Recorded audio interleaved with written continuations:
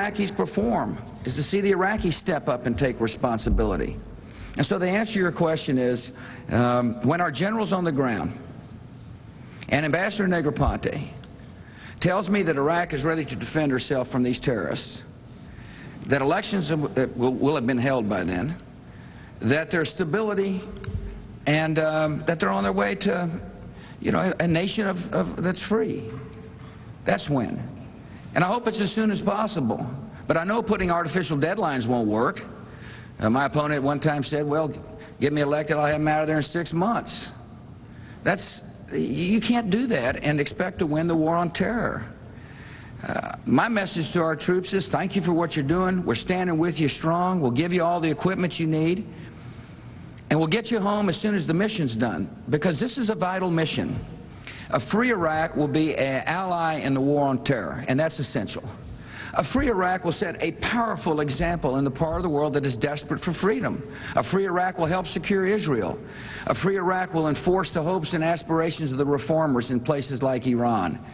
A free Iraq is essential for the security of this country. 90 seconds, Senator Kerry. Thank you, Jim. My message to the troops is also thank you for what they're doing, but it's also help is on the way. I believe those troops deserve better than what they are getting today. You know, it's interesting, when I was in a rope line just the other day coming out here from Wisconsin, a couple of young returnees were in the line, one active duty, one from the Guard. And they both looked at me and said, we need you. You got to help us over there. Now, I believe there's a better way to do this. You know, the president's father did not go into Iraq, into Baghdad, beyond Basra. And the reason he didn't is, he said, he wrote in his book, because there was no viable exit strategy.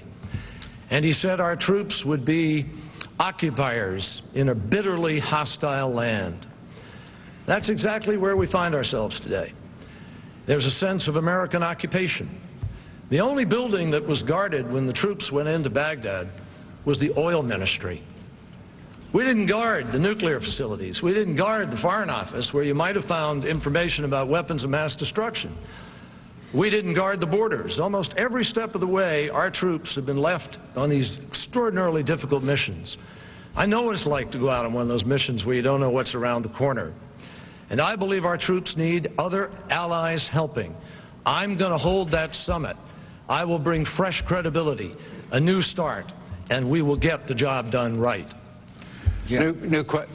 All right, go ahead. Yes, sir. I think it's worthy for a follow-up, sure, if you don't mind. Sure. Let's change the rules. We can have a whole... we can do 30 seconds each here. All right.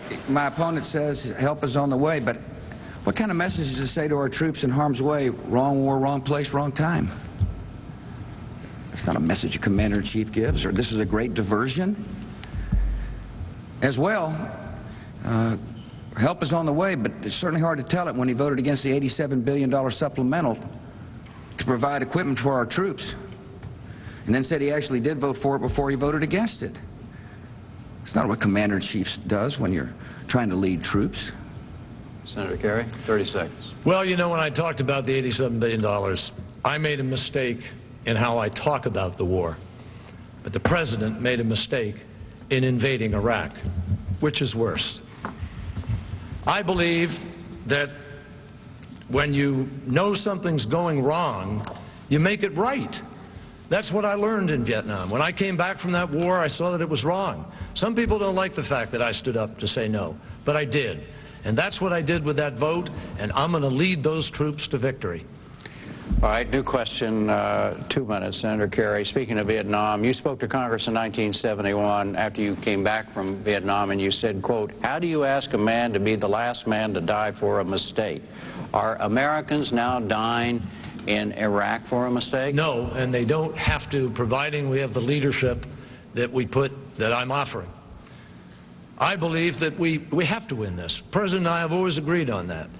And from the beginning, I did vote to give the authority because I thought Saddam Hussein was a threat, and I did accept that intelligence.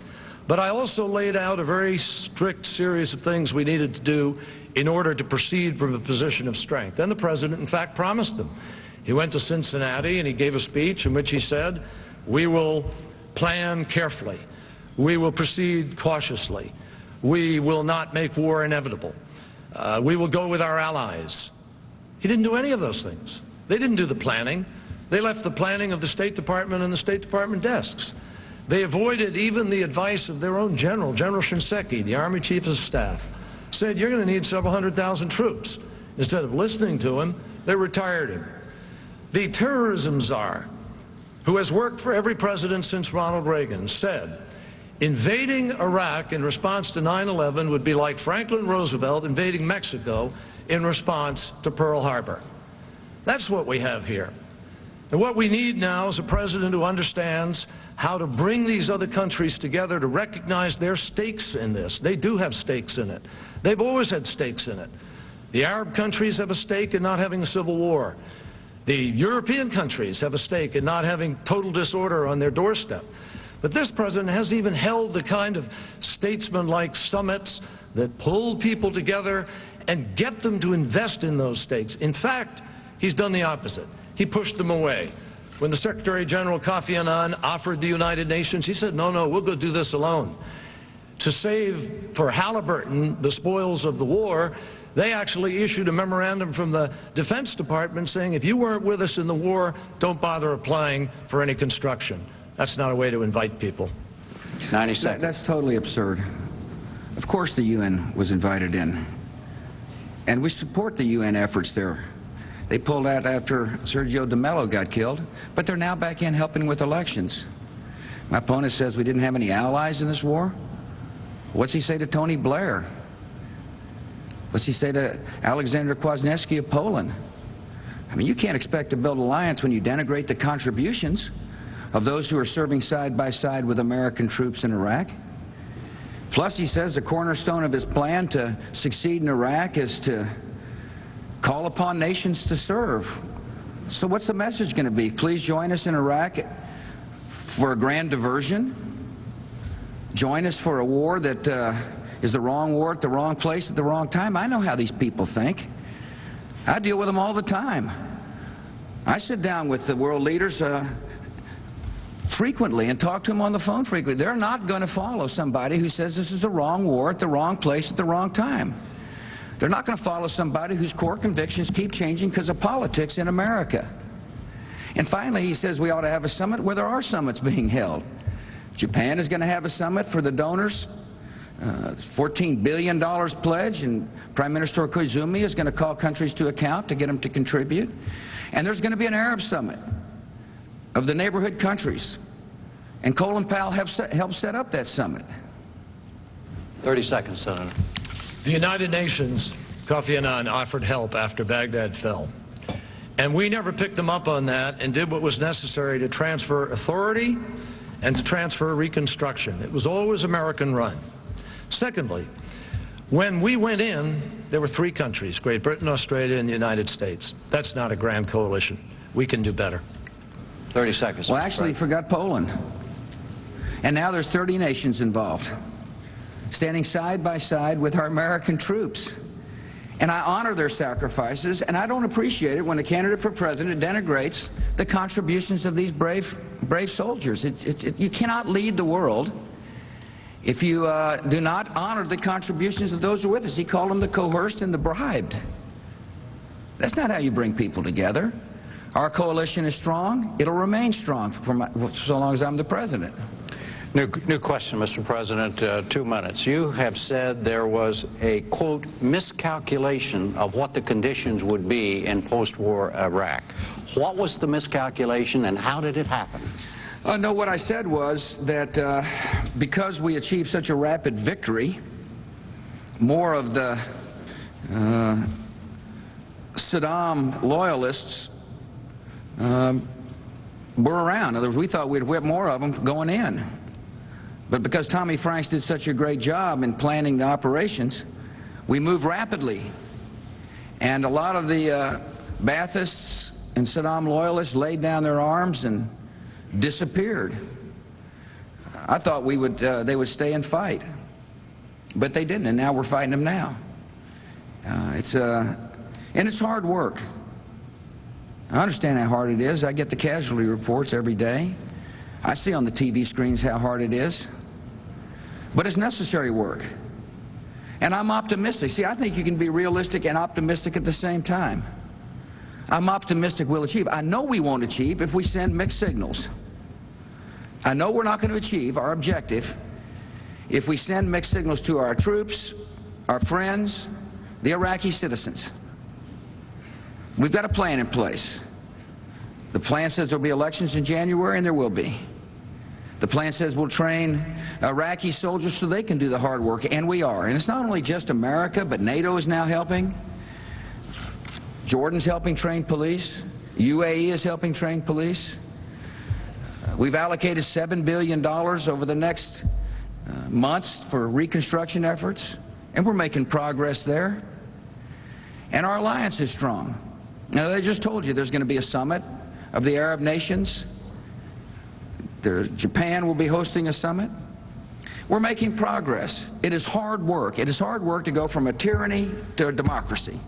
It's hard work to go from a place where people get their hands cut off or executed to a place where people are free. But it's necessary work, and a free Iraq is going to make this world a more peaceful place. 90 seconds, Senator Kerry.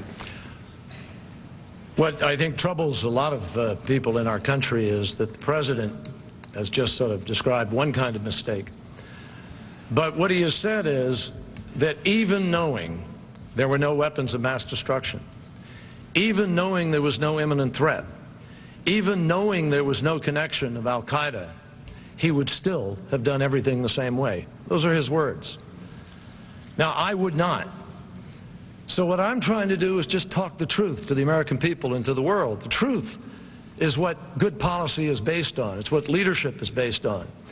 The president says that I'm denigrating these troops. I have nothing but respect for the British and for Tony Blair and for what they've been willing to do. But you can't tell me that when the most troops any other country has on the ground is Great Britain with 8,300, and below that the four others are below 4,000, and below that there isn't anybody out of the hundreds, that we have a genuine coalition to get this job done. You can't tell me that on the day that we went into that war and it started, it was principally the United States, the America, and Great Britain and one or two others. That's it. And today we are 90% of the casualties and 90% of the costs. And meanwhile, North Korea has gotten nuclear weapons. Talk about mixed messages. The president is the one who said we can't allow countries to get nuclear weapons. They have. I'll change that. New question, Senator Kerry, 2 minutes. You've repeatedly accused President Bush, not here tonight but elsewhere before, of not telling the truth about Iraq, essentially of lying to the American people about Iraq. Give us some examples of what you consider to be his not telling the truth. Well, I've never ever used the harshest word, as you did just then, and I try not to. But I'll nevertheless tell you that I think he has not been candid with the American people. I'll tell you exactly how. First of all, we all know that in his State of the Union message, he told Congress about nuclear materials